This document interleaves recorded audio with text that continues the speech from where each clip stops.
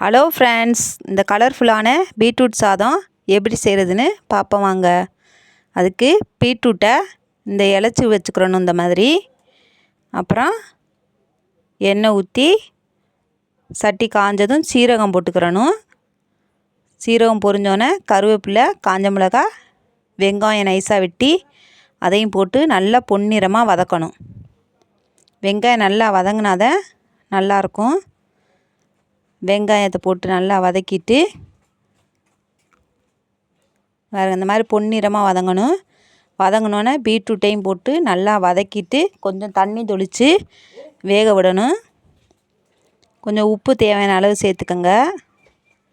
பீட்ரூட்டை போட்டு நல்லா வதக்கிட்டு கொஞ்சமாக தண்ணி தொளித்து அடுப்பை சிம்மில் வச்சு மூடி போட்டு மூடிட்டிங்கன்னா பீட்ரூட் வெந்துடும். இதுங்களா லேசாக தண்ணி தொளிச்சிருக்கு.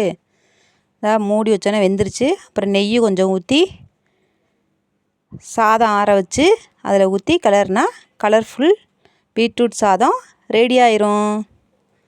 அதுக்கு சைடிஷ்ஷாக பேட்டப்பழம் பொரித்து கொடுத்து விட்டோம். பேட்டப்பழம் எண்ணெய் ரொம்ப ஹீட்டாக இருந்துச்சுன்னா கருகிரும் போட்டோன்னே.